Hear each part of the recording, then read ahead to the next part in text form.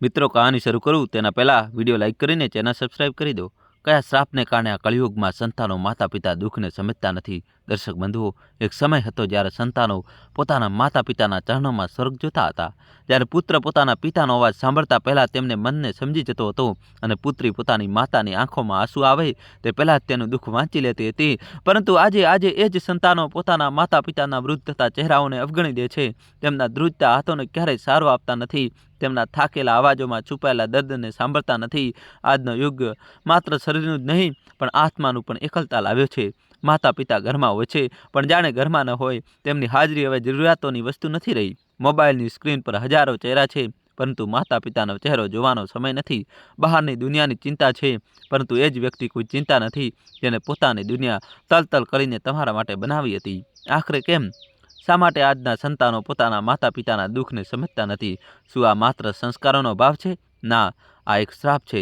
એક એવો શ્રાપ જે સૃષ્ટિના ઇતિહાસમાં તે સમય આપવામાં આવ્યો હતો જ્યારે એક પુત્રએ પોતાના પિતાને દર ભટકવા માટે છોડી દીધા હતા, જ્યારે એક પુત્ર વધુએ પોતાના સાસુ સસરાને પોતાના ઘરની બહાર કાઢી મૂક્યા હતા અને ત્યારે એક પિતાની કરુણ પુકાર આકાશ સુધી પહોંચી હતી। ત્યારે ઈશ્વરે કહ્યું હતું કે કળિયુગ આવશે અને ત્યારે એ જ થશે જે તમે તમારા માતા પિતા સાથે કર્યું, તમારા સંતાનો પણ એ જ કરશે જે તમે બતાવ્યું। અને ત્યારથી આ શ્રાપ આ યુગની નસોમાં સમાઈ ગયો। હવે આ જ કારણ છે કે આજે સંતાનો ભણી ગણીને સફળ થઈ ગયા છે, મોટી મોટી ગાડીઓ ચલાવે છે પરંતુ માતાના આશીર્વાદમાં છુપાયેલું સુખ સમજી શકતા નથી। દોસ્તો, જલ્દીથી તમારા ભાઈ માટે વિડીયો લાઇક કરી ચેનલ સબસ્ક્રાઇબ કરી દો। તેઓ પિતાના પરસેવાની કિંમત કરોડોમાં પણ આંકી શકતા નથી અને આ વાર્તામાં આપણને તે શ્રાપની પીડા, તે સમયની પોકાર અને તે સત્યને જાણીશું જેને જાણીને કદાચ કોઈ સંતાન ફરીથી પોતાના માતા પિતાને એકલા નહીં છોડે।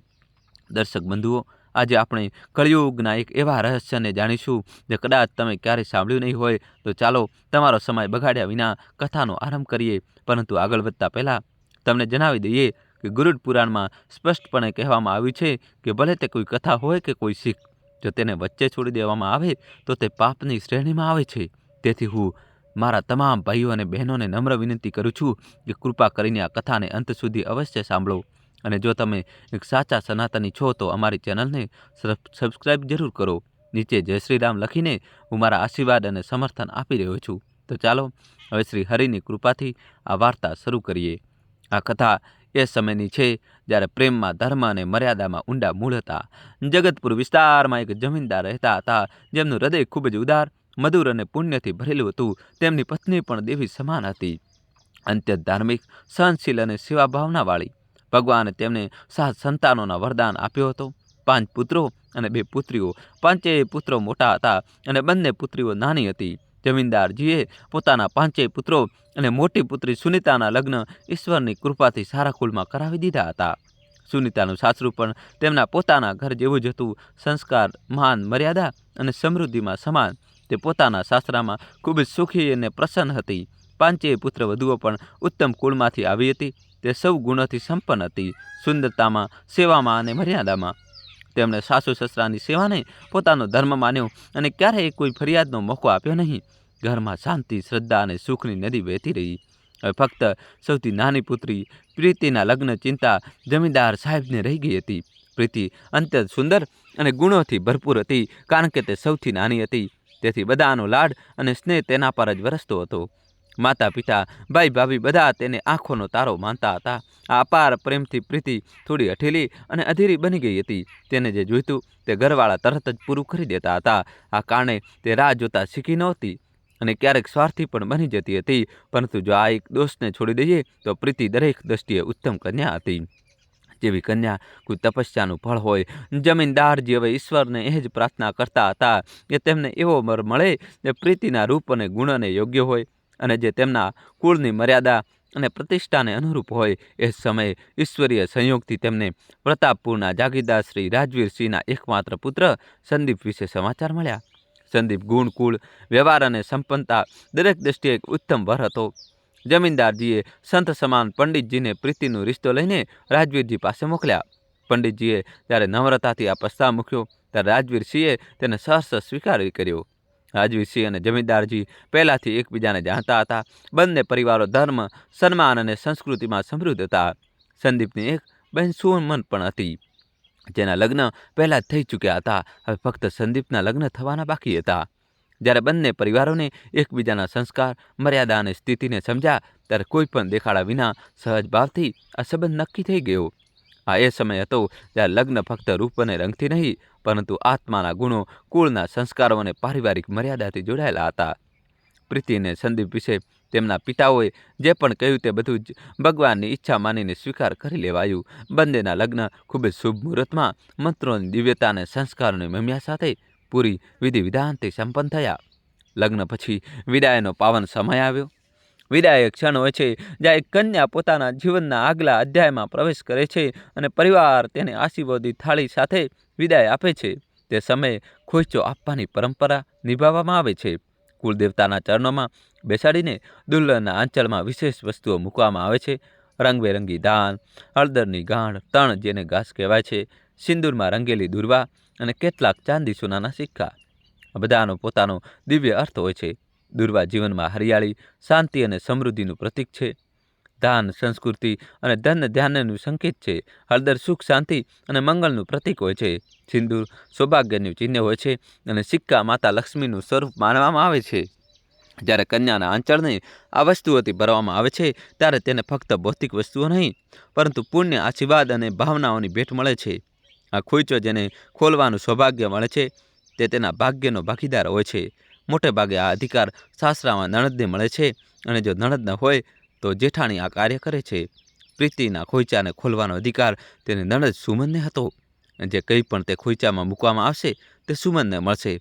આ જ પરંપરા હતી. જગતસિંહે પોતાની લાડલી દીકરી પ્રીતિની વિદાયમાં એક અનોખી ભાવના જોડી. તેમણે ખોઈચામાં પોતાની શ્રદ્ધા અને સામર્થ્ય અનુસાર 7 ગામો દાન કરવાનો નિર્ણય કર્યો.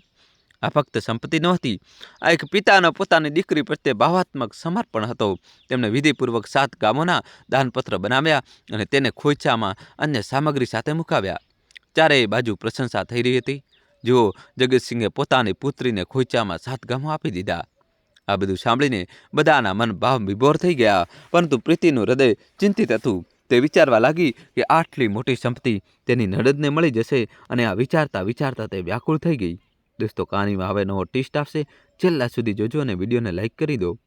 તેને પોતાના પિતાને કંઈ કહેવાનો મોકો મળી શક્યો નહીં. માતાએ તો ખોઈચાની તૈયારીમાં તે દાનપત્ર પણ જોડી દીધો હતો.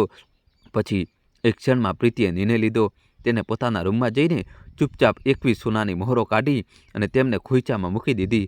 પછી તેને ખોઈચામાંથી તે 7 ગામોના દાનપત્ર કાઢી લીધા અને તેમને પોતાના રૂમમાં છુપાવી દીધા. આ બધું કરતાં કરતાં થોડી વાર થઈ ગઈ. માતા અવાજ લગાવવા લાગી, ચાલ દીકરી, મુહૂર્ત નીકળી રહ્યું છે. તારો આ રૂમ હવે પણ તારો જ રહેશે. જ્યારે પણ સાસરેથી આવીશ આમાં જ રહીશ. અમે તને અહીં યાદ કરીશું. આજ તારી સુગંધથી ભરેલો રહેશે. જલ્દી કર દીકરી, અમે તારા રૂમને એ જ રીતે સજાવીને રાખીશું જેથી જ્યારે પણ તારું સ્મરણ કરીએ આ જ રૂમમાં બેસીને તને અનુભવી શકીએ. પ્રીતિએ કોમળ સ્વરમાં કહ્યું, આવું છું માં, અને પછી બહાર આવીને માતાને ભેટી પડી. માં દીકરીના તે આખરી આલિંગનમાં અપાર સ્નેહ અને આશીર્વાદ છુપાયેલા હતા. પછી પ્રીતિ પોતાના નવા જીવન તરફ સાસરા માટે વિદાય થઈ. જ્યારે પ્રીતિની ડોલી સાસરે પહોંચી ત્યારે તેનું સ્વાગત ખૂબ જ ભક્તિ, ભાવ અને ઉલ્લાસ સાથે થયું. સાસુમાએ આંગણામાં ઊભા રહીને પોતાની નવું વહુનો વિધિપૂર્વક ગૃહ પ્રવેશ કરાવ્યો. તેથી બલાઓ લીધી, તેના માથા પર પ્રેમ અને આશીર્વાદનો હાથ મૂક્યો, પાલખીમાં ગોળ ખવડાવ્યો. નણંદ સુમને પણ ભાભીને આદરપૂર્વક સારો આપીને પાલખીમાંથી ઉતારી, જાણે દેવીનું અવતરણ થઈ ગયું હોય. ગૃહ પ્રવેશની બધી ધાર્મિક વિધિઓ પૂર્ણ થઈ. સાસરાનો પહેલો દિવસ પૂરી શ્રદ્ધા, મર્યાદા અને પ્રેમથી વીત્યો. હવે સમય હતો કુળદેવતા સામે બેસીને ખોઈચો ખોલવાનો. નણંદ સુમન પોતાની ભાભીનો ખોઈચો ખોલવા આવી ચૂકી હતી. સુમને પહેલાં ભાભીનો હાથ પકડીને તેમને કુળદેવતાના ચરણોમાં પ્રણામ કરાવ્યા. પછી તેને શ્રદ્ધાપૂર્વક પ્રીતિની માંગમાં સિંદૂરનું તિલક લગાવ્યું અને ખોઈચો ખોલવાની વિધિ શરૂ કરી. ઘરના બધા સભ્યોએ પહેલેથી જ ખબર પડી ગઈ હતી કે વરુણના પિતા જગતસિંહે 7 ગામોના દાનપત્રો વરુણના ખોળામાં આપ્યા છે.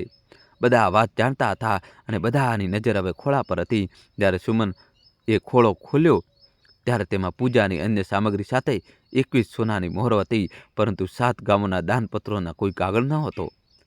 સુમન હસીને બોલી, ભાભી, મેં તો સાંભળ્યું હતું કે તમારા ખોળામાં 7 ગામોના દાનપત્રો આવ્યા છે, પણ અહીં તો દેખાતા નથી. શું વાત છે?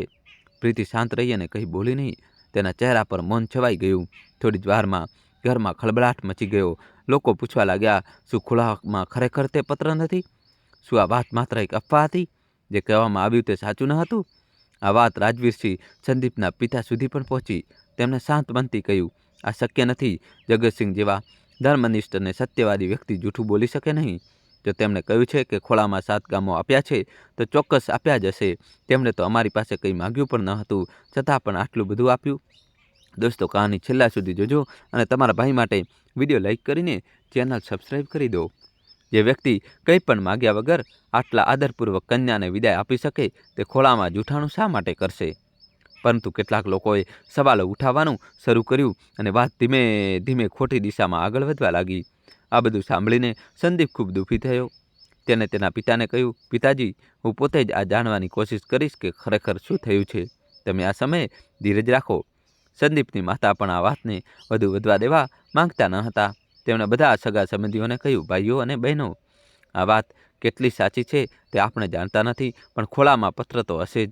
બની શકે કે કોઈએ તેને અલગ રાખી દીધો હોય, જેથી તે વળીને ખરાબ ન થઈ જાય. ક્યારેક કાગળોને બચાવવા માટે લોકો તેને સુરક્ષિત જગ્યાએ રાખી દે છે. તેથી આપણે આ વિષયમાં આટલો શોર ન કરવો જોઈએ. આ જગતસિંહજીની મર્યાદાની વાત છે અને આપણે બધાએ પણ મર્યાદાનું પાલન કરવું જોઈએ. બહુરાણીના પિતાએ જો કહ્યું છે તો ચોક્કસ આપ્યું હશે. બસ તે કાગળ ક્યાંક સુરક્ષિત રાખવામાં આવ્યા હશે, જે મળી જશે. આ કહીને સંદીપની માતાએ તે વાતને ત્યાં જ શાંત કરવાનો પ્રયાસ કર્યો. ઘરનું વાતાવરણ ફરી પૂજાપાઠ અને રીતિ રિવાજોમાં મગ્ન થઈ ગયું. આખો દિવસ ધર્મ અને પરંપરાની રીતિઓમાં પસાર થઈ ગયો. સાંજના પછી તે શુભ રાત્રિ આવી જ્યારે પ્રીતિ પહેલીવાર તેના પતિ સંદીપને એકાંતમાં મળવા જઈ રહી હતી. લાલ ચુંદડીથી ઢંકાયેલી અને સજેલી સવરેલી પ્રીતિ એક સળગતા દીવાની જેમ પોતાની સુહાજ સેજ પર બેસીને પતિના પહેલા દર્શનની રાહ જોઈ રહી હતી. જાણે કોઈ દેવી પોતાની પૂજા માટે સજી ધજીને ભગવાનના સાક્ષાત્કારની રાહ જોઈ રહી હોય.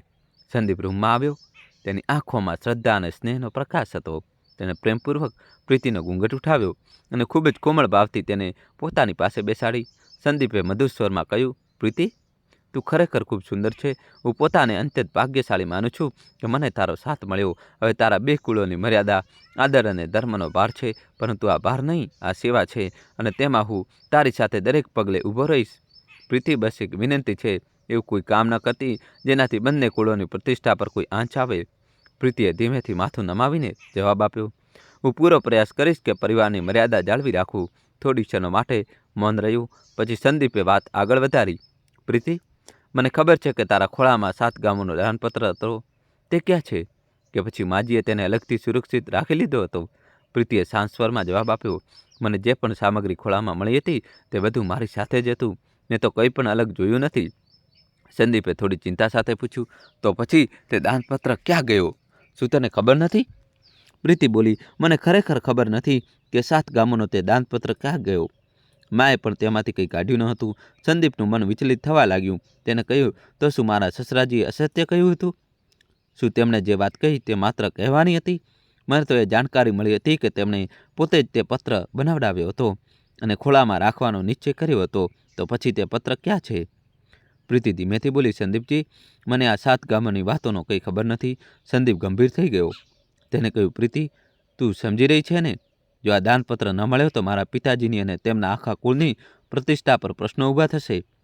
આપના પરિવારની પણ મર્યાદા પર અસર પડશે. આ વાત તો હવે સુમનના સાસરે પણ પહોંચી ગઈ છે કે ખોળામાં 7 ગામોનો દાનપત્ર મૂકવામાં આવ્યો છે. આ હવે 3 કુળોની મર્યાદાની વાત થઈ ગઈ છે. મને પૂરો વિશ્વાસ છે કે તારા પિતાજી જેવા ધર્માત્મા વ્યક્તિ ક્યારેય અસત્ય કહી શકે નહીં. જો તેમણે આ વાત કહી છે તો તેમણે તે દાન પણ ચોક્કસ આપ્યું જ હશે. તેથી પ્રીતિ, કૃપા કરીને તે દાનપત્ર મને આપી દે. પ્રીતિ, 7 ગામોથી જે આવક થાય છે તેના કરતાં ઘણી વધુ સમૃદ્ધિ અને ઐશ્વર્ય આપણી પાસે પહેલેથી જ છે. આપણે તો ભગવાનની કૃપાથી એટલા સમર્થ છીએ કે ઘણા લોકોને સેવાનો અવસર પણ આપીએ છીએ.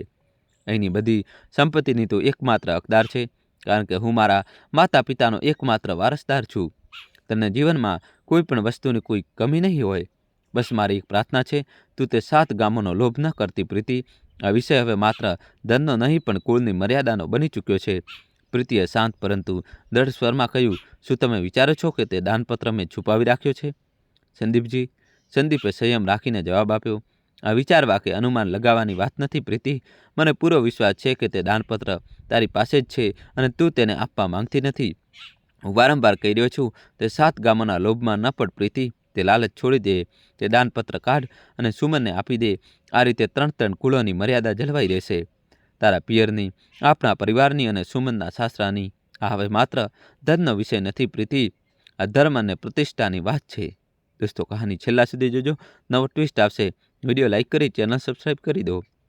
પરંતુ પ્રીતિનું મન કઠોર રહ્યું. તેને શાંતિથી પરંતુ સ્પષ્ટ સ્વરમાં કહ્યું, તમે જે કહી રહ્યા છો તે સાચું છે સંદીપજી. પિતાજીએ તે દાનપત્ર ખોળામાં મૂક્યો હતો, પરંતુ તે 7 ગામો તેમણે મને આપ્યા હતા. તે મારી સંપત્તિ છે, મારું સ્ત્રીધન છે. મારા ખોળામાં જે આવે છે તે મારું થાય છે. તે હું મારી નણંદને શા માટે આપી દઉં? હું તેમને 21 સોનાની મોહરો આપી શકું છું. તે તેમના માટે પૂરતું છે. સુમન દીદીને તેટલાથી સંતોષ કરવો જોઈએ. સંદીપે થોડી પીડા સાથે કહ્યું, પ્રીતિ, સુમન પાસે પહેલેથી જ કોઈ પણ વસ્તુની કોઈ કમી નથી. તેને ન તો સોનું જોઈએ, ન તો ગામ. તેના મનમાં કોઈ લોભ નથી, પરંતુ આ વિષય સન્માન અને મર્યાદાનો છે. જ્યારે આ વાત સુમનના સાસરે જશે ત્યારે તેઓ કહેશે કે જુઓ, એક ભાભીના ખોળામાં 7 ગામો હતા.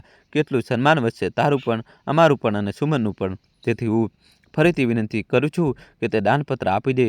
જો તું ઈચ્છે તો હું મારી બધી સંપત્તિ જે કંઈ પણ અહીં મારા અધિકારમાં છે તારા નામે કરી દઈશ. બધું તારું હશે, પણ તે 7 ગામો તું સુમનને આપી દે. પ્રીતિનું મન બદલાયું નહીં. તેની દ્રષ્ટિ હજુ પણ દાનપત્ર પર ટકેલી હતી. સંદીપની ધીરજ હવે તૂટવા લાગી હતી. તેનો સ્વર ઊંડો થઈ ગયો. પ્રીતિ, હું સુમનને તેના સાસરે અપમાનિત થવા દઈશ નહીં. તે મારી બહેન છે અને તેનું સન્માન મારો ધર્મ છે. આજે આપણા સંબંધો તે દાનપત્ર પર ટકેલા છે. જો તું મારી પત્ની બનીને આ ઘરની વહુરાણીની જેમ રહેવા માંગે છે તો તે દાનપત્ર સુમનને આપી દે. જો નહીં તો આજથી તું મારા માટે કોઈ સંબંધ ધરાવતી નથી. હું માની લઈશ કે મારા લગ્ન ક્યારેય થયા જ નથી. પ્રીતિ, જો તું તે દાનપત્ર આપી દે તો હું તને પત્ની રૂપે સ્વીકારીશ, પરંતુ જો નહીં આપ્યો તો હું અત્યારે જ આ ક્ષણે તને ત્યાગી દઈશ. પછી મારા અને તારી વચ્ચે કોઈ પતિ પત્નીનો સંબંધ નહીં રહે. હવે તું પોતે જ વિચાર કરી લે. મનથી આત્માથીને જણાવ કે તારો નિર્ણય શું છે. આ કહીને સંદીપ ભારે મનથી સુહાગ કક્ષમાંથી બહાર નીકળી ગયો અને પ્રીતિને એકલી છોડી દીધી. પ્રીતિ તે ક્ષણે સતબત બેસી રહી. તેણે સંદીપની વાતો પર ખૂબ વિચાર કર્યો, પરંતુ તેના મનમાં એ જ વિચાર ભાવ વારંવાર ઉભરાતો રહ્યો. 7 ગામ, આટલી મોટી સંપત્તિ, માત્ર ખોળો ખોલવાના કારણે હું મારી નણંદને તે શા માટે આપી દઉં? શું આ ન્યાય હશે? પ્રીતિ મનોમન ખૂબ વિચારતી રહી, પરંતુ અંતે તેણે એ જ નિર્ણય લીધો કે તે દાનપત્ર કોઈ પણ પરિસ્થિતિમાં પોતાની નણંદ સુમનને નહીં આપે. તેણે મનમાં કહ્યું, સંદીપનું શું છે? આજે નહીં તો કાલે તેમને મારી કિંમત સમજાઈ જ જશે. લગ્ન તો થઈ ગયા છે, તે મારાથી કેટલા દિવસ દૂર રહી શકશે? તેમને અંતે પોતાની ભૂલનો અહેસાસ થશે અને તેમને પાછું ફરવું જ પડશે. આ વિચાર સાથે પ્રીતિએ પોતાના બધા ભાવોને ખંખેરી નાખ્યા. પલંગ પર સૂઈ ગઈ અને આરામ કરવા લાગી. ધીમે ધીમે તેને ઊંઘ આવી ગઈ. પ્રીતિ આગલા 7 દિવસ સાસરામાં રહી. દરરોજ રાત્રે સંદીપ એકવાર તેના રૂમમાં આવતો અને એ જ પ્રશ્ન ફરી પૂછતો, પ્રીતિ, શું તે દાનપત્ર સુમનને આપી રહી છે? દર વખતે તેને પ્રીતિ તરફથી એક જ જવાબ મળતો, મૌન કે ઇનકાર. અને દર વખતે સંદીપ કંઈ પણ કયા વગર પાછો જતો રહેતો. પછી તે દિવસ આવ્યો જ્યારે પ્રીતિને પગફેરા માટે પિયર જવાનું હતું. તેનો ભાઈ પોતે તેને લેવા આવ્યો હતો. વિદાયની બધી તૈયારી થઈ ગઈ હતી.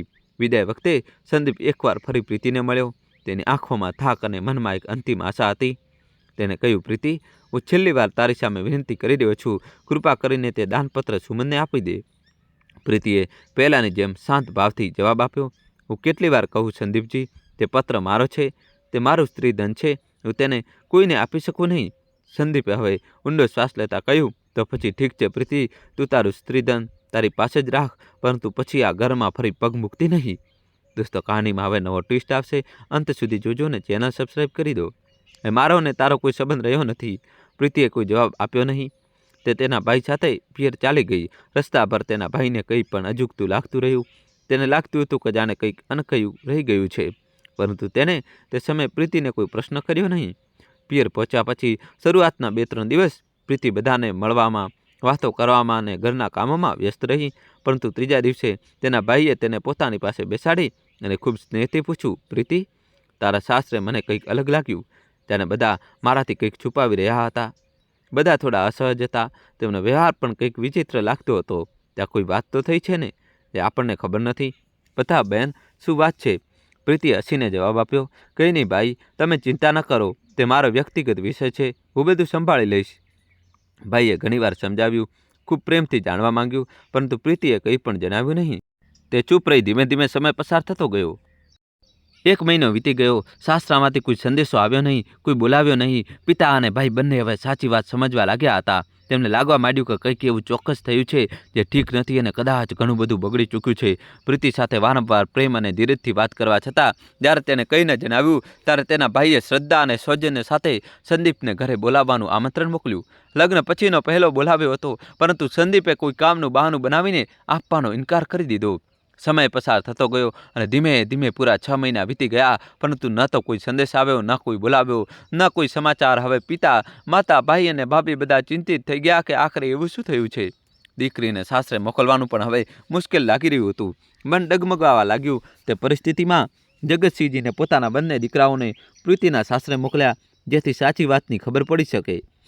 બધી પરિસ્થિતિ જાણકારી તેમને પહેલાંથી થોડી ત્યાંથી મળી ચૂકી હતી અને તેમનું મન પહેલેથી જ વ્યથિત હતું. પ્રીતિના બંને ભાઈ જ્યારે સાસરે પહોંચ્યા ત્યારે ત્યાં તેમને આખી હકીકત સમજાઈ.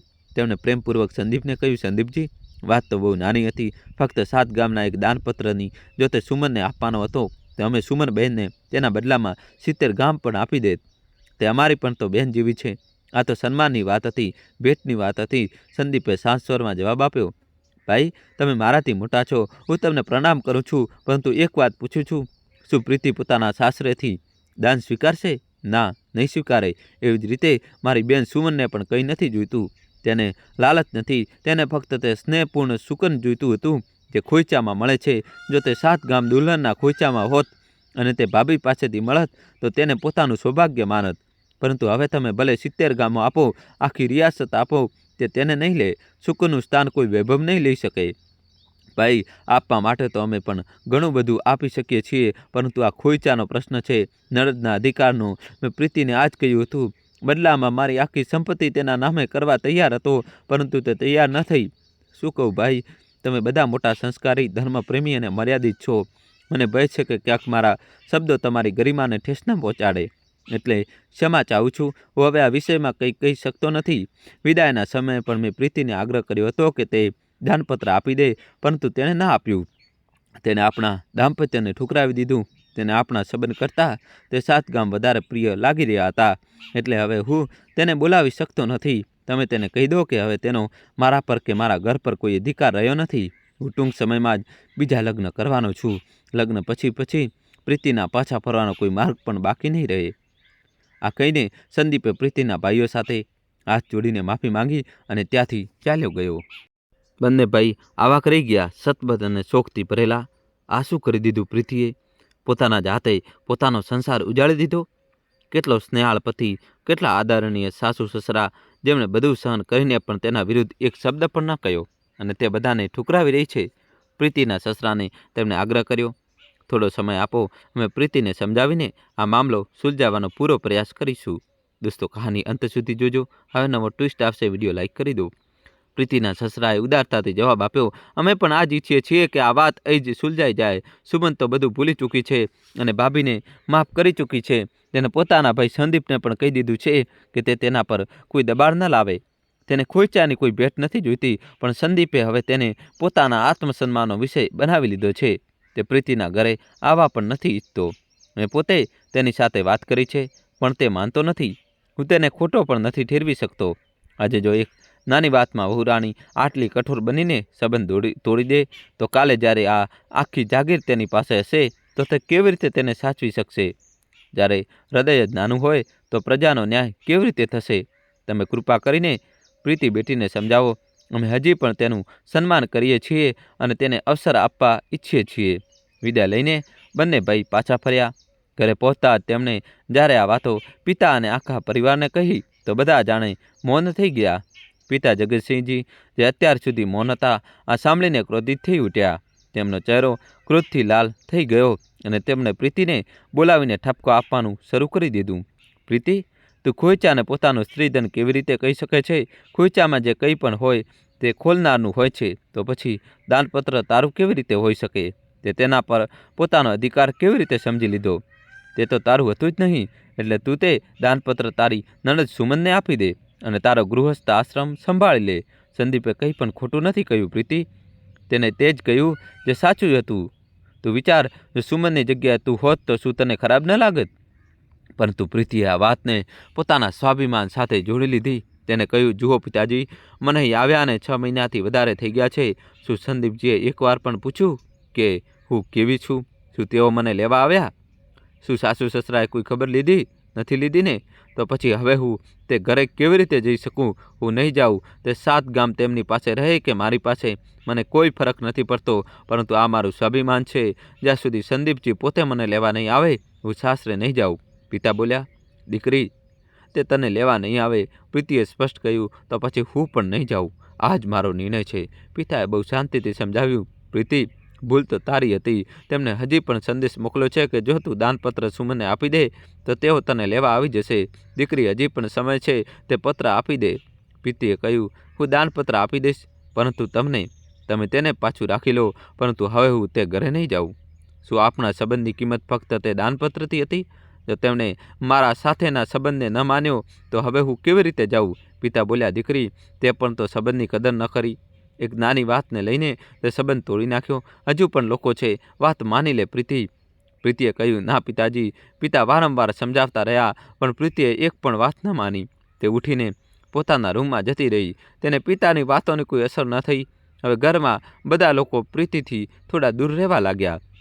ભાભીઓ ક્યારેક વાત કરી લેતી હતી. માં તેને પ્રેમથી પાસે બેસાડીને સમજાવતી હતી. ઘણીવાર માં સમજાવતા રડી પણ પડતી હતી. તે પોતાની દીકરીને લઈને બહુ દુઃખી રહેવા લાગી હતી. ધીરે ધીરે આ દુઃખ તેમની તબિયત પર અસર કરવા લાગ્યું અને થોડા સમયમાં માં આ દુનિયા છોડી ગઈ. માના ગયા પછી પિતા અને ભાઈ પ્રીતિથી પણ દૂર થઈ ગયા. તેઓ માના મૃત્યુનું કારણ પ્રીતિને જ માનવા લાગ્યા. દોસ્તો, કહાની છેલ્લા સુધી જોજો. થોડા દિવસ પછી ખબર આવી કે સંદીપના બીજા લગ્ન થઈ રહ્યા છે. ઘરના લોકોએ એકવાર ફરી પ્રીતિને સમજાવી, પરંતુ પ્રીતિએ ફરી બધો દોષ સંદીપ અને તેના પરિવાર પર નાખી દીધો. તેને કહ્યું, તેનો પરિવાર બહુ લાલચી છે. લગ્નમાં આટલું બધું મળ્યું છતાં સંતુષ્ટ ન થયા. તેમને ખોઈચાના નામે વધુ જોઈતું હતું. તેમનો લોભ તો જાણે ક્યારેય સમાપ્ત જ ન થયો. પ્રીતિના મનમાં આ જ ભાવ હતો કે તે 7 ગામ માટે જ તેમણે તેની સાથેનો નાતો તોડી નાખ્યો. હવે તો બીજા લગ્ન પણ કરવા તૈયાર થઈ ગયા, કારણ કે ત્યાં પણ તેમને સારો દહેજ મળવાની આશા હતી. પ્રીતિએ ધીરે ધીરે પોતાના મનની વાત કહેવાનું શરૂ કર્યું. મારા સાસરિયાવાળા દહેજના લોભી છે. ધન અને સંપત્તિ પાછળ ભાગનારા આવા લોકો સાથે હું ન રહી શકું. આ સાંભળીને તેના પિતા અને આખા પરિવારને બહુ આશ્ચર્ય થયું. તેઓ બહુ હેરાન હતા. તેમને સમજ જ ન આવી કે પ્રીતિ આ પ્રકારના આરોપ કેવી રીતે લગાવી શકે છે, કારણ કે સંદીપના પરિવારે તો દહેજમાં મળેલી દરેક વસ્તુને પ્રેમ અને શાંતિ સાથે પાછી આપી દીધી હતી. તેમણે એક પણ વસ્તુ પોતાની પાસે ન રાખી હતી. અહીં સુધી કે પ્રીતિ સાથે ગયેલા કપડાં પણ એક એક કરીને સાચવીને પાછા આપ્યા હતા. સંદીપ માટે આપેલા કપડાં પણ પાછા આપી દીધા હતા. રામસિંહ બહુ જ ભોળો, ધાર્મિક અને બીજાનું સન્માન કરનારો વ્યક્તિ હતો. ન તો ક્યારેય કોઈને અપશબ્દ કહેતો હતો, ન તો પોતાના શબ્દોથી કોઈને દુઃખ આપતો હતો. જીવનભર તેને કોઈ સાથે ઝઘડો ન કર્યો, કોઈને ચોટ ન પહોંચાડી. તેને હંમેશા આ જ પ્રયાસ કર્યો કે કોઈને તેના કારણે કોઈ પીડા ન થાય. આ પ્રકારનો નિર્મળ અને કોમળ સ્વભાવ હતો તે સજ્જન રામસિંહનો. તેના જીવનમાં તેની ધર્મપત્ની હતી અને એક નાનો પુત્ર. ઘરમાં થોડીક જમીન હતી અને તે ખેતરમાં તે પૂરી શ્રદ્ધા અને મહેનતથી ખેતી કરતો હતો. રામસિંહ બહુ પરિશ્રમી હતો. તે આખો દિવસ ઈમાનદારીથી ખેતરમાં કામ કરતો અને જો ક્યારેય કોઈ બીજું કામ મળી જતું તો તેને પણ વિનમ્રતાથી સ્વીકાર કરી લેતો. ભગવાનની કૃપાથી તેનું જીવન સાદગી અને સંતોષથી ચાલી રહ્યું હતું. એક દિવસ રામસિંહે મનમાં જ એક શુભ સંકલ્પ લીધો. તેને વિચાર્યું, આપણે તો ક્યારેય શિક્ષણ પ્રાપ્ત ન કર્યું, ન તો આપણે સંસારમાં કંઈ મોટું બની શક્યા, પરંતુ હવે હું મારા પુત્રને ભણાવીશ. એવી શિક્ષા આપીશ કે તે એક સારો માણસ બને, પોતાનું જીવન સન્માન સાથે વિતાવે અને આપણું નામ રોશન કરે. દોસ્તો, કહાની છેલ્લા સુધી જોજો. હવે નવો ટ્વિસ્ટ આવશે. વિડીયો લાઈક કરીને ચેનલ સબસ્ક્રાઈબ કરી દો. રામસિંહ આ સંકલ્પ ફક્ત વિચાર્યો જ નહીં, તેને નિભાવ્યો પણ. ખેતરોમાં દિવસ રાત પરિશ્રમ કરતો અને જ્યારે સમય મળતો કોઈ બીજું કામ પણ કરી લેતો, ફક્ત આ ઉદ્દેશથી કે તેના દીકરાને સારી શિક્ષા મળી શકે. તેને પોતાના પુત્રને એક સારા વિદ્યાલયમાં ભણાવવાનું શરૂ કર્યું. દીકરો ભણવામાં લગ્નશીલ નીકળ્યો. ધીરે ધીરે સમય વીતતો ગયો. દીકરો એક વર્ગમાં આગળ વધતો ગયો. એક દિવસ તેણે મોટી ડિગ્રીઓ પ્રાપ્ત કરી લીધી અને ભગવાનની કૃપાથી તેને એક સારા નગરમાં પ્રતિષ્ઠિત નોકરી પણ મળી ગઈ. પુત્રને નોકરી મળતા જ તે શહેરમાં ગયો, એક ભાડાના રૂમમાં રહેવા લાગ્યો અને પોતાના કામમાં લાગી ગયો. ત્યાં ગામમાં રામસિંહ અને તેમની પત્ની ખૂબ જ ખુશ હતા. તેમને ભગવાનનો આભાર માનવાનું મન થતું હતું કે હે પ્રભુ, તમે અમારા દીકરાને જીવનમાં આગળ વધવાની તક આપી. એ શહેરમાં રામસિંહના દીકરાને એક સંસ્કારી છોકરી સાથે પ્રેમ થયો. તે પ્રેમ એટલો પવિત્ર હતો કે તે લગ્ન સુધી પહોંચી ગયો. છોકરીએ તેના માતા પિતાને કહ્યું, હું તેની સાથે લગ્ન કરવા માંગુ છું. છોકરો ગુણવાન અને સુશીલ હતો, તેથી છોકરીના પિતાએ પણ પ્રેમપૂર્વક લગ્ન માટે સંમતિ આપી દીધી. અને આ રીતે રામસિંહનો દીકરો લગ્ન પછી પોતાની પત્ની સાથે સુખપૂર્વક જીવન પસાર કરવા લાગ્યો. એક દિવસ તે પોતાની પત્નીને સાથે લઈને માતા પિતાને મળવા ગામ આવ્યો. જ્યારે તે ઘરે પહોંચ્યો ત્યારે રામસિંહની પત્ની અને તેની મા પોતાના દીકરાને જોઈને ભાવુક થઈ ગઈ. તેણે તેની હૃદયથી લગાવી દીધો, જાણે વર્ષોથી ખોવાયેલું રત્ન આજે પ્રભુની કૃપાથી ફરી મળી ગયું હોય. અને મા કહેવા લાગી, બેટા, તને આવવામાં બહુ સમય લાગ્યો, તે અમારી કોઈ ખબર પણ ન લીધી, આટલા દિવસો પછી આવ્યો છે. પણ કહે, આ અમારી સાથે કોણ છે? ત્યારે રામસિંહનો દીકરો ધીમેથી હાથ જોડીને કહે છે, માં, આ તમારી વહુ છે, મેં લગ્ન કરી લીધા છે.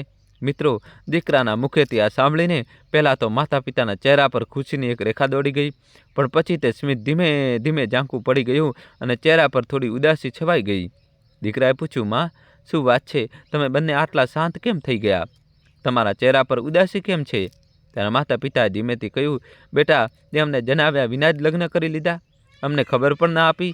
જો તે એક સંદેશ મોકલ્યો હોત તો બસ જણાવી દીધું હોત તો તારે લગ્ન કરવાના છે, તો અમે પોતે ખુશી ખુશી આવી જાત, તારા લગ્નમાં સામેલ થાત. તારી બહુને અમારી આંખોથી વરમાળા પહેરતા જોત. તે પળ અમે પણ જીવી લેત બેટા. પણ તે આ નિર્ણય એકલા જ લઈ લીધો. મિત્રો, વાત સાચી જ છે. દરેક માતા પિતાનું આ સ્વપ્ન હોય છે કે તેઓ પોતે પોતાના દીકરાના લગ્નમાં સામેલ થાય, તેનું કન્યાદાન કરે, વહુને આશીર્વાદ આપીને પોતાના આંગણામાં સ્વાગત કરે. પણ જ્યારે સંતાન જણાવ્યા વિના લગ્ન કરી લે છે ત્યારે માતા પિતાના મનમાં કેટલાક સપનો ત્યાં જ તૂટી જાય છે. દીકરા સાથે કોઈ વેર નથી હોતું, કોઈ ફરિયાદ નથી હોતી, પરંતુ તે અધૂરા અરમાનોની પીડા તેમના મનમાં રહી જાય છે. રામસિંહ અને તેમની પત્નીએ છતાં પણ હૃદયથી કહ્યું, બેટા, કોઈ વાત નહીં, લગ્ન તો થવાના જ હતા. તે ન બોલ્યા આવ્યા તો પણ કોઈ દુઃખ નથી. અમારા આશીર્વાદ તારી સાથે છે. ભગવાન કરે તમે બંને હંમેશા સુખી રહો. દોસ્તો, કહાની છેલ્લા સુધી જોજો, હવે નવો ટ્વિસ્ટ આવશે. આ પછી 2-4 દિવસ સુધી દીકરો અને વહુ માતા પિતા સાથે ગામમાં જ રોકાયા. પછી એક દિવસ દીકરાએ માને કહ્યું, માં, હવે જવાનો સમય થઈ ગયો છે. હું રજા લઈને આવ્યો હતો, હવે મારે ડ્યુટી ફરી શરૂ થઈ જશે. અને માં, હું તમને એક વાત વધુ કહેવા માંગુ છું. તમે અને પિતાજી અમારી સાથે શહેરમાં ચાલો. તમે ત્યાં જ રહો અમારી સાથે. હવે તમારા લોકોને એકલા રહેવાની જરૂર નથી. ત્યારે રામસિંહ અને તેમની પત્નીએ હસીને કહ્યું, બેટા, તું તારા જીવનમાં સુખી રહે. અમારા આશીર્વાદ તારા પર હંમેશા રહેશે. અમારા શરીરમાં હજુ પણ જીવન છે. અમે ગામમાં જ જન્મ્યા છીએ, અહીં જ ઉછર્યા છીએ. ગામની માટી, ગામની હવા અમને ગમે છે. અમારી પાસે થોડી જમીન છે જેનાથી અમારું મન પણ બંધાયેલું છે. શહેરની ચમકદમક અમને સારી નથી લાગતી. અમને ગામમાં જ સંતોષ મળે છે. તું ચિંતા ન કર. અમે બંને ભગવાનની કૃપાથી ઠીક છીએ. તું અને તારી વહુ પ્રેમથી રહો, સુખથી રહો અને હંમેશા એકબીજાનું સન્માન કરો. આજ અમારા આશીર્વાદની સૌથી મોટી વાત છે. મિત્રો, પોતાના માતા પિતાની આજ્ઞા લીધા પછી રામસિંહનો દીકરો પોતાની પત્નીને લઈને પાછો શહેરમાં ગયો અને ત્યાં રહેવા લાગ્યો. અહીં રામસિંહ પોતાની પત્ની સાથે ગામમાં ખૂબ જ પ્રસન્ન હતા. તેઓ અવારનવાર પોતાની પત્નીને કહેતા, જુઓ, આપની વહુ કેટલી સુંદર છે, કેટલી ભણેલી ગણેલી અને સંસ્કારી છે. જેવું આપણે જીવનભર વિચાર્યું હતું તેવો દીકરો લઈને આવ્યો છે. આપણને બોલાવવામાં ના આવ્યા કોઈ વાંધો નહીં, પણ તેણે લગ્ન તો યોગ્ય છોકરી સાથે જ કર્યા છે. આ જ બહુ છે. આ રીતે તેઓ ભગવાનનો આભાર માનતા સંતોષપૂર્વક જીવન પસાર કરી રહ્યા હતા. ધીમે ધીમે સમય વીતતો ગયો અને એક દિવસ રામસિંહના દીકરાને પુત્ર રત્નની પ્રાપ્તિ થઈ. એટલે કે રામસિંહ હવે દાદા બની ગયા હતા. મિત્રો, તે દીકરો હવે એટલો વ્યસ્ત થઈ ગયો હતો કે તેણે પોતાના માતા પિતાને આ શુભ સમાચાર પણ ન જણાવ્યા. તેણે ન કોઈ પત્ર લખ્યો, ન કોઈ સંદેશ. પણ કહે છે ને કે ભગવાન સાચા મનથી પ્રાર્થના જરૂર સાંભળે છે. કોઈને કોઈ માધ્યમથી આ શુભ સમાચાર એક દિવસ રામસિંહ અને તેમની પત્નીને મળી જ ગયા કે તેમનો પૌત્ર થયો છે. આ જાણીને તેઓ ખૂબ જ ખુશ થયા. આંખોમાં આંસુ હતા, પણ તે આંસુ પીડાના નહીં પણ મમતાના હતા. પોતાના પણાના હતા. રામસિંગે તે જ દિવસે એક ચિઠ્ઠી પોતાના દીકરાને લખી. તેમાં લખ્યું, બેટા, અમને એ જાણીને ખૂબ આનંદ થયો કે અમારા ઘરમાં એક નાનો દેવતા આવ્યો છે, પણ એ જાણીને મન દુઃખી પણ થયું કે તે અમને તેની સૂચના પણ ના આપી. છતાં પણ અમે ક્રોધિત નથી. અમારું મન તો બસ એટલું જ ઈચ્છે છે કે એકવાર તે નાના ફૂલના દર્શન કરી લઈએ. બેટા, જો શક્ય હોય તો એક દિવસ માટે જ સાચું તેને લઈને ગામડે ચાલ્યો આવ. દરેક દાદા દાદીની આ જ અભિલાષા હોય છે કે પોતાના પૌત્રનો ચહેરો એકવાર જોઈ લે. મિત્રો, એમ કહેવાય છે કે માતા પિતાને પોતાના દીકરાથી જેટલો પ્રેમ હોય છે તેનાથી ક્યાંય વધુ સ્નેહ તેઓ પોતાના પૌત્રથી કરે છે. રામસિંહ અને તેમની પત્ની તે ચિઠ્ઠી મોકલ્યા પછી દરરોજ રાહ જોવા લાગ્યા. તેઓ દિવસ રાત બસ એ જ વિચારતા કે આજે અમારો દીકરો આવશે, નાનો બાળક અમારા આંગણમાં રમશે, અમારી આંખોમાં શાંતિ આવશે. પરંતુ દીકરો એટલો વ્યસ્ત હતો કે તેણે માતા પિતાના પત્રનો કોઈ જવાબ પણ ના આપ્યો. રામસિંહની પત્નીએ એક દિવસ કહ્યું, ચલો આપણે શહેરમાં જઈએ, આપણા પૌત્રના દર્શન કરીએ. ત્યારે રામસિંહે ખૂબ જ શાંતિથી કહ્યું, ના બેટા, જ્યારે તે જાણી જશે કે તેના માતા પિતા કેટલી રાહ જોઈ રહ્યા છે તો તે પોતે આવશે. અને પછી અહીં ખેતરો પણ તો છે. જો આપણે એક રાત પણ ન રહીએ તો જાનવરો આખી ફસલ બરબાદ કરી દેશે. દોસ્તો, કહાની છેલ્લા સુધી જોજો અને વિડીયો લાઈક કરીને ચેનલ સબસ્ક્રાઈબ કરી દો. હવે નવો ટ્વિસ્ટ આવશે. આપણી મહેનતનું ફળ માટીમાં મળી જશે. રામસિંહ અટકી ગયા, પણ મનમાં રાત ચાલુ રહી. મિત્રો, સમય વીતતો ગયો, પણ રામસિંહનો દીકરો પોતાના દીકરાને લઈને માતા પિતા પાસે ન આવ્યો. તેમના આંગણામાં તે નાની હાસ્ય હજુ સુધી ન ગુંજી અને વૃદ્ધ આંખો હજુ પણ દરવાજા તરફ જોતી રહી. ક્યાંક તે દીકરો આવી જશે, ક્યાંક તે પુત્રને એકવાર ખોળામાં લઈ શકીએ. અહીં મિત્રો, રામસિંહ અને તેમની પત્ની પોતાના દીકરાની રાહ જોતા રહ્યા. સમય ધીમે ધીમે વીતતો રહ્યો. એક દિવસ રામસિંહની પત્ની અચાનક બીમાર પડી ગઈ. રામસિંહ તેમને તરત જ હોસ્પિટલ લઈ ગયા, ઈલાજ શરૂ કરાવ્યો. માની ભારતીય સેવા કરતા તે દિવસ રાત લાગ્યા, પણ તેમની તબિયતમાં કોઈ સુધારો નહોતો થઈ રહ્યો. ઈલાજમાં ધીમે ધીમે પૈસા પણ ખતમ થઈ ગયા. રામસિંહે વિવશ થઈને પોતાના દીકરાને એક ચિઠ્ઠી લખી, બેટા, તારી માં ખૂબ બીમાર છે, ઈલાજ માટે કેટલાક પૈસાની જરૂર છે. જો શક્ય હોય તો પૈસા લઈને આવી જા અને તારી માના દર્શન પણ કરી લે. મિત્રો, જ્યારે ચિઠ્ઠી દીકરા પાસે પહોંચી તે સમય તે એટલો વ્યસ્ત હતો કે પોતાની મા પાસે પહોંચી ન શક્યો. તેણે જવાબમાં ફક્ત આ લખી મોકલ્યું, પિતાજી, જો પૈસાની જરૂર છે તો ક્યાંકથી ઉધાર લઈ લો. હું જ્યારે પાછો ફરીશ ત્યારે ચૂકવી દઈશ. હમણાં હું ખૂબ વ્યસ્ત છું. જ્યારે આ જવાબ રામસિંહના હાથમાં પહોંચ્યો તો તેનું મન પીડાથી ભરાઈ ગયું. તે વિચારવા લાગ્યો, શું દરેક માતા પિતા પોતાના સંતાનને એટલા માટે જન્મ આપે છે કે તે મુશ્કેલ સમયમાં સાથ છોડી દે? શું આ તે દિવસ હતો જેની આશા આપણે જીવનભર કરતા રહ્યા? છતાં પણ કોઈ રીતે પૈસાની વ્યવસ્થા કરી રામસિંહ પોતાની પત્નીનો ઈલાજ કરાવતા રહ્યા. પણ પરિસ્થિતિ સુધારવાને બદલે બગડતી ગઈ અને એક દિવસ તેની જીવન સંગીની તેની પત્ની તેના હાથોમાં જ પોતાના પ્રાણ છોડી ગઈ.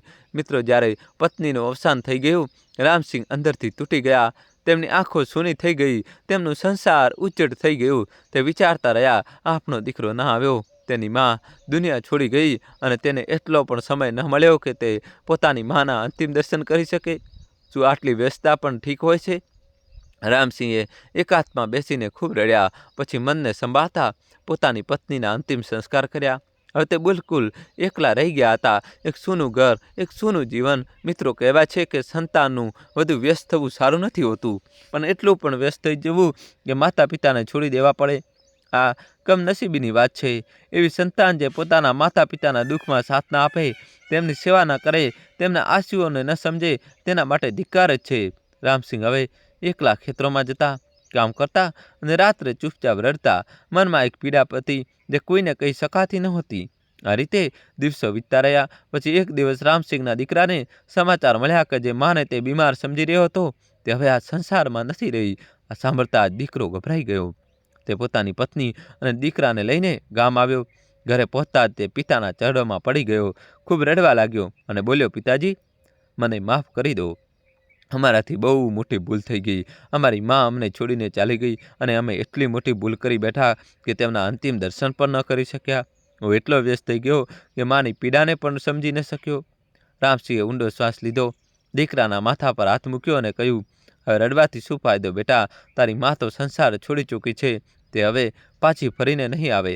તેના મનમાં બસ એક જ ઈચ્છા હતી, પોતાના પુત્રનો ચહેરો એકવાર જોઈ લે, તેને ખોળામાં ઉઠાવી લે, પ્રેમ કરી લે. પરંતુ તે ઈચ્છા અધૂરી રહી ગઈ. મેં તેને જીવનભર સુખ આપ્યા, પણ આ એક અધૂરું દુઃખ તેને લઈને ચાલ્યું ગયું. આજે તું તારા દીકરાને લઈને આવ્યો છે, પરંતુ તે તો હવે બસ તારી માની સમૃદ્ધિ બની ગયો છે. મિત્રો, ત્યારે રામસિંહના દીકરાએ પોતાના પિતાના મુખેથી આ દુઃખભર્યા શબ્દો સાંભળ્યા તો તેનું મન અંદરથી તૂટી ગયું. તે ખૂબ જ રડવા લાગ્યો. દોસ્તો, કહાની હજુ બાકી છે, જોડાયેલા રહેજો અમારી સાથે. વિડીયો લાઈક કરીને દોસ્તો ચેનલ સબસ્ક્રાઈબ કરી દો. હવે દોસ્તો, કહાનીમાં એક સુંદર જોર મજાનો ટ્વિસ્ટ આવશે. પરંતુ મિત્રો, જીવન અટકતું નથી. કેટલાક સમય પછી રામસિંહનો દીકરો પોતાના પિતાને કહે છે, પિતાજી, હવે તમે બિલકુલ એકલા રહી ગયા છો. તમારું શરીર પણ પહેલાં જેવું નથી રહ્યું. હવે અમારી પ્રાર્થના છે કે તમે અમારી સાથે શહેરમાં ચાલો. જે થોડી ઘણી ખેતી છે તે કોઈ બીજાને કેટલાક પૈસા પર આપી દો. તમે બસ અમારી સાથે ચાલીને સુખથી રહો. હું પ્રયાસ કરીશ કે તમારી સેવા કરું. પિતાએ પહેલાં તો ના પાડી, પરંતુ દીકરાનો આગ્રહ વધતો ગયો અને અંતે રામસિંહને દીકરાની વાત માનવી પડી. તેઓ ખેતરો કોઈને આપી ગયા અને પછી પોતાના દીકરા અને વહુ અને પૌત્ર સાથે શહેરમાં આવી ગયા. શહેરમાં આવીને કેટલાક દિવસો સુધી રામસિંહને વહુએ સેવા કરી. માથા પર તિલક લગાવવું, સમયસર ભોજન આપવું, દરેક વાતમાં આદર આપવો, બધું કરતી રહી. પરંતુ જેમ જેમ સમય વીતતો ગયો, તેની સેવામાં શ્રદ્ધાની જગ્યાએ ફરિયાદો આવવા લાગી. ત્યાં રામસિંહનો પૌત્ર પોતાના દાદાથી ખૂબ પ્રેમ કરતો અને રામસિંહ પણ પૌત્ર પર જીવ ન્યોછાવર કરતા હતા. દાદા પૌત્ર સાથે બેસીને ભજન કરતા હતા. ક્યારેક પુત્ર પણ સાથે બેસતો તો આખું ઘર એક મંદિર જેવું લાગતું, જ્યાં સાથે મળીને રામ નામની મધુર ધ્વનિ ગૂંજતી હતી. આ રીતે રામસિંહ વૃદ્ધાવસ્થામાં પોતાના પુત્રવધુ અને પૌત્ર સાથે જીવન વિતાવી રહ્યા હતા. પરંતુ હવે શરીર નબળું થઈ ગયું હતું. ચહેરા પર કરચલીઓ હતી, હાડકાં બહાર દેખાતા હતા. આંખોની રોશની પણ ધીમે ધીમે ઓછી થઈ ગઈ હતી. ચાલવું પણ મુશ્કેલ બની ગયું હતું. એક દિવસની વાત છે, રામસિંહ પોતાના પૌત્ર સાથે ટેબલ પર બેસીને ભજન કરી રહ્યા હતા. જમવાનો સમય થયો હતો તો તેમણે કોળિયો ઉઠાવ્યો, પરંતુ શાકમાં જે વટાણાના દાણા હતા તે આંખોથી દેખાયા નહીં અને કોળિયામાંથી સરકીને નીચે પડી ગયા. એક બે નહીં, ઘણા વટાણાના દાણા નીચે પડી ગયા. આ જોઈને પુત્રવધુ મેણા મારતી હસી અને બોલી, વડીલો તો ઘરમાં ગંદકી ફેલાવે છે. જમ્યા પછી રામસિંહે પાણી પીવા માટે કાચનો ગ્લાસ ઉઠાવવાનો પ્રયાસ કર્યો, પરંતુ યોગ્ય જગ્યા ન જોઈ શકવાને કારણે હાથમાં ગ્લાસ ફસાઈ ગયો અને ગ્લાસ ફ્લોર પર પડીને તૂટી ગયો. દોસ્તો, કહાની છેલ્લા સુધી જોજો અને તમારા ભાઈ માટે વિડીયો લાઈક કરીને ચેનલ સબસ્ક્રાઈબ કરી દો. પુત્રવધુ તરત દોડીને આવી, કાચના ટુકડા ભેગા કર્યા અને ગુસ્સામાં કચરાપેટીમાં નાખી દીધા. આ પછી જ્યારે પણ રામસિંહ પુત્ર સાથે ભજન કરવા બેસતા, ત્યારે ક્યારેક કોઈ વાસણ પડી જતું, ક્યારેક કંઈક તૂટી જતું, કારણ કે દ્રષ્ટિ હવે સાથ આપતી નહોતી. આ બધું જોઈને પુત્રવધુ ચીડાઈ ગઈ. એક દિવસ તેણે પોતાના પતિને કહ્યું, જુઓ, તમારા પિતાજી હવે રોજ રોજ નુકસાન કરી રહ્યા છે. ક્યારેક કંઈક પાડી દે છે, ક્યારેક તોડી નાખે છે. જો આમ જ ચાલતું રહ્યું તો ઘરના બધા વાસણો એક દિવસ તૂટી જશે. મને આ હવે વધુ સહન થતું નથી. કંઈક તો કરો. પત્નીની વાત સાંભળીને રામસિંહનો પુત્ર પણ ગંભીર થઈ ગયો અને બોલ્યો, તું સાચું કહી રહી છે. જો આમ જ ચાલતું રહ્યું તો બધું તૂટી જશે. હવે કંઈક કરવું જ પડશે.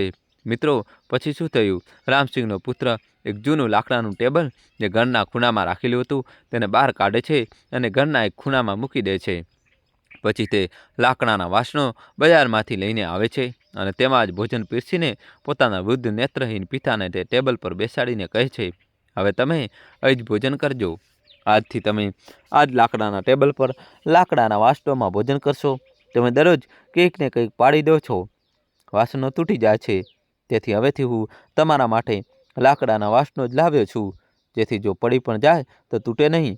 પછી તે પોતે પોતાની પત્ની અને પુત્ર સાથે નવા અને સુંદર ટેબલ પર બેસીને ભોજન કરે છે અને વૃદ્ધ રામસિંહ એકલા ખૂણામાં લાકડાના વાસણોમાં ભોજન કરે છે. મિત્રો, રામસિંહની આંખોથી તે સમય ઓછું દેખાતું હતું, પરંતુ જ્યારે તેમણે પોતાના પુત્રવધુ અને પૌત્રને સાથે જમતા જોયા, ત્યારે તેમની આંખોમાંથી ચૂપચાપ આંસુ વહેવા લાગ્યા. તે આંસુ કોઈ શબ્દ બોલતા નહોતા, પરંતુ તેની અંદર તે બધું દર્દ સમાયેલું હતું જેને કોઈ જોઈ રહ્યું નહોતું. આ પુત્રવધુ કોઈના પર કોઈ અસર થઈ નહીં, પરંતુ તેનો પૌત્ર જ્યારે આ દ્રશ્ય જુએ છે તો તે ખૂબ જ દુઃખી થઈ જાય છે. તે ભોજન કરવાનું છોડી દે છે. પુત્ર પૂછે છે, શું થયું બેટા? ભોજન કેમ નથી કરી રહ્યો? તો બાળક જવાબ આપે છે, મારું પેટ ભરાઈ ગયું છે. ખરેખર તેનું મન ભરાઈ ગયું હતું, પરંતુ તે માત્ર આટલું જ કહી શક્યો. તે ચૂપચાપ ઊભો થયો, પોતાના દાદા પાસે જાય છે, તેમને ગળે લગાવે છે અને રડતા રડતા કહે છે, દાદા, મને માફ કરી દો. માતા પિતા તમને ખૂબ દુઃખ આપે છે. તમે ચિંતા ન કરો. જ્યારે હું મોટો થઈ જઈશ તો તમારી ખૂબ સેવા કરીશ. રામસિંહ પોતાના પુત્રને હૃદયથી લગાવી લે છે. મિત્રો, કહાની છેલ્લા સુધી જોજો અને વિડીયો લાઇક કરીને તમારા ભાઈ માટે ચેનલ સબસ્ક્રાઈબ કરી દો. આંખોમાંથી આંસુ વહે છે અને હોઠોથી આશીર્વાદ. બેટા, તું હંમેશા સુખી રહે, તું ખૂબ જીવે. મિત્રો, કહેવાય છે કે વડીલોએ આપેલા આશીર્વાદને ભગવાન ક્યારેય નિષ્ફળ જવા દેતા નથી. એક દિવસ ચોક્કસ તે આશીર્વાદ ફળીભૂત થાય છે. સમય વીતતો ગયો. થોડા દિવસ આમ જ પસાર થાય છે. એક દિવસ પુત્રવધુ પોતાના પુત્રને એક ખૂણામાં કંઈક કરતા જુએ છે કે તે લાકડાના ટુકડાઓથી એક વાટકો બનાવી રહ્યો છે. તે આશ્ચર્યચકિત થઈ જાય છે અને તરત પોતાના પતિને બોલાવે છે. જુઓ જરા, જુઓ તમારો પુત્ર શું કરી રહ્યો છે. રામસિંહનો પુત્ર અને તેની પત્ની બંને નજીક જાય છે. તે આશ્ચર્યથી પૂછે છે, બેટા, આ શું બનાવી રહ્યો છે? પુત્ર નિર્દોષતાથી જવાબ આપે છે, પિતાજી, હું તમારા માટે લાકડાનો વાટકો બનાવી રહ્યો છું. પિતા હસીને પૂછે છે, મારા માટે? કેમ બેટા? તો તેનું નાનું બાળક ખૂબ જ સીધી વાત કરે છે, જ્યારે તમે પણ મારા દાદાની જેમ વૃદ્ધ થઈ જશો અને જો વાસણો પાડવા લાગશો તો તમને પણ આવા લાકડાના વાટકાની જરૂર પડશે. તેથી હું અત્યારથી જ તમારા માટે બનાવી રહ્યો છું. ત્યાં સુધીમાં બજારમાં મળશે કે નહીં કહી શકાતું નથી. તેથી અત્યારથી જ તૈયાર કરી રહ્યો છું. મિત્રો, જ્યારે માતા પિતાએ પોતાના નાના પુત્રના મુખેથી આવા વચનો સાંભળ્યા તો જાણે તેમના પગ નીચેની જમીન ખસી ગઈ. તેઓ તે નિર્દોષ જવાજ સામે બિલકુલ મૌન થઈ ગયા. તેમની પાસે કોઈ શબ્દ જ રહ્યો નહીં. રામસિંહનો પુત્ર અને તેની પુત્રવધુ બંનેની આંખો શરમથી ઝૂકી ગઈ. તેમણે સાથે બેસીને વિચાર કર્યો, આપણે આપણા પિતાજી સાથે ખૂબ મોટો અન્યાય કર્યો છે. જે પ્રકારનું વર્તન આપણે તેમની સાથે કરી રહ્યા છીએ, આવતીકાલે આ જ વર્તન આપણી સંતાન પણ આપણી સાથે કરશે. આજે જે લાકડાનો વાટકો આપણે આપણા પિતાને આપી રહ્યા છીએ, કાલે તે જ વાટકો આપણો પણ પુત્ર આપણને પકડાવશે. મિત્રો, તે ક્ષણે તેમના મનને હચમચાવી દીધું. તેમણે પોતાના પુત્રને ખોળામાં ઉઠાવ્યો અને તેને ગળે લગાવીને કહ્યું, બેટા, તે અમને સાચું જ્ઞાન આપી દીધું. આપણે ભૂલી ગયા હતા કે સંતાને ક્યારેય પોતાના માતા પિતા સાથે કઠોર ન થવું જોઈએ. રામસિંહનો પુત્ર અને પુત્રવધુ તરત પોતાના વૃદ્ધ પિતા પાસે ગયા. વિનમ્ર થઈને તેમના ચરણોમાં પડી ગયા અને આંખોમાં આંસુ ભરીને બોલ્યા, પિતાજી, અમને માફ કરો. અમારાથી ખૂબ મોટો અપરાધ થઈ ગયો. તમારી સાથે જે વર્તન અમે કર્યું તે અમને ન કરવું જોઈતું હતું. આજથી ક્યારેય આવું વર્તન નહીં થાય અને તન, મન અને શ્રદ્ધાથી તમારી સેવા કરીશું. જ્યારે રામસિંહે પોતાના પુત્ર અને પુત્રવધુના આ શબ્દો સાંભળ્યા તો તેમનું હૃદય ગદગદ થઈ ગયું. તેમણે પોતાના પુત્રને ગળે લગાવી લીધો, પોતાની પુત્રવધુને આશીર્વાદ આપ્યા, હંમેશા સુખી રહો અને જીવનમાં સાચો ધર્મ નિભાવો. આ પછી જે ટેબલ પર પહેલાં ફક્ત પુત્રવધુ અને પૌત્ર ભજન કરતા હતા, ત્યાં જ હવે રામસિંહને પણ સન્માન સાથે બેસાડવામાં આવ્યા. દોસ્તો, કહાની છેલ્લા સુધી જોજો અને વિડીયો લાઇક કરીને તમારા ભાઈ માટે ચેનલ સબસ્ક્રાઈબ કરી દો.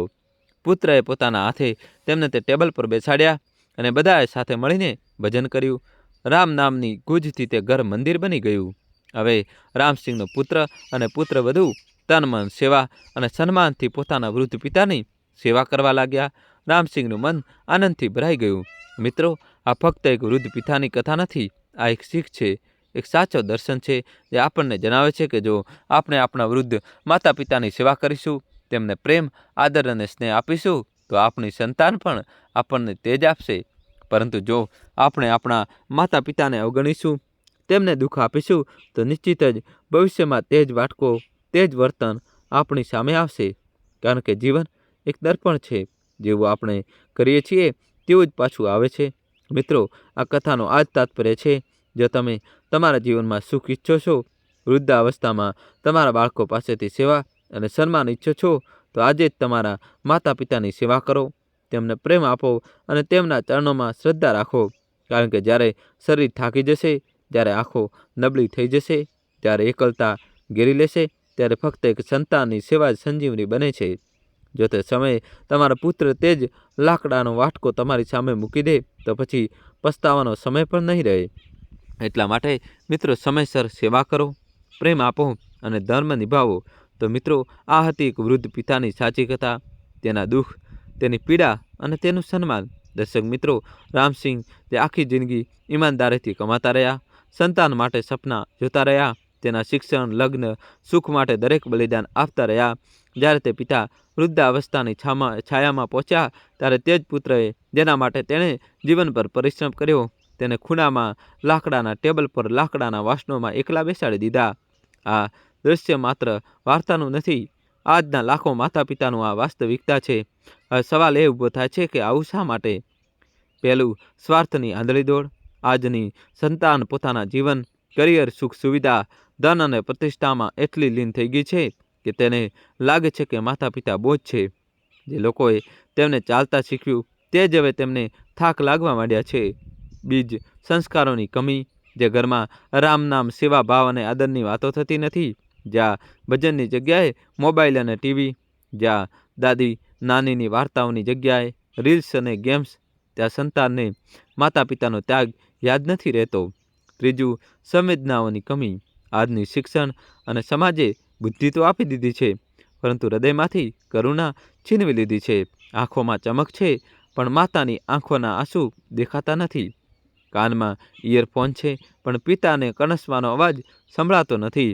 આ વાર્તાની તે સૌથી માર્મિક વાત, જ્યારે રામસિંહનો પુત્ર લાકડાનો કટોરો બનાવી રહ્યો હતો ત્યારે તે માસૂમે કહ્યા વગર જ જણાવી દીધું કે જે વર્તન આપણે આપણા માતા પિતા સાથે કરીએ છીએ તે જ વર્તન આપણી સંતાન આપણી સાથે કરશે. આ કળિયુગમાં સંતાનને માતા પિતાનું દુઃખ એટલા માટે નથી દેખાતું કારણ કે આપણે તેમને દર્શન નથી કરાવ્યા, સંસ્કાર નથી શીખવ્યા અને ખુદ પણ ક્યારેય તેમને વડીલોના ચરણોમાં બેસતા નથી શીખવ્યું. પરંતુ એક સચ્ચાઈ બીજી પણ છે કે જે માતા પિતા વૃદ્ધ થવા પર એકલા રડે છે, તેમણે ક્યારેય બાળપણમાં પોતાના બાળકોને દાદા દાદી સાથે જોડીને ન રાખ્યા. આ વાર્તાનો સૌથી મોટો બોધ, જો તમે ઈચ્છો છો કે વૃદ્ધાવસ્થામાં સંતાન તમારી સેવા કરે તો હમણાં જ તમારા માતા પિતાને સેવા કરવાનું શરૂ કરો. જે વાવશો તે જ કાપશો. આ વાર્તાને માત્ર વાર્તા જ ન માનશો, આ તમારા આવનારા કાલનો દર્પણ છે. જો આજે તમે આ દર્પણને અવગણ્યો તો કાલે આ જ દર્પણ તમારી સાથે ફૂટશે અને તમે તેમાં તમારા આંસુ છુપાવી નહીં શકો. મિત્રો, જો તમે પણ આ શ્રાપને સમજો છો અને ઈચ્છો છો કે આપણી આગલી પેઢીઓ આવા શ્રાપથી બચે તો આ વિડીયોને તમારા દરેક દીકરા દીકરી સુધી પહોંચાડો, જેથી એક નવી ચેતના જાગી શકે. આવી જ ભાવાત્મક અને સચ્ચાઈથી ભરેલી વાર્તાઓ માટે હમણાં જ સબસ્ક્રાઈબ કરો. રાધે રાધે દોસ્તો. અને કોમેન્ટ્સમાં તમે કયા ગામ, કયા શહેરથી આ સ્ટોરી જોઈ રહ્યા છો, કોમેન્ટમાં તમારા ગામનું નામ, શહેરનું નામ તો જણાવવું જ પડશે દોસ્તો. અને કોમેન્ટમાં જય શ્રી રામ લખી દો. થેન્ક યુ, ધન્યવાદ દોસ્તો. ખૂબ ખૂબ આભાર, દિલથી આભાર તમારો. વિડીયો લાઇક કરી ચેનલ સબસ્ક્રાઈબ કરી દો.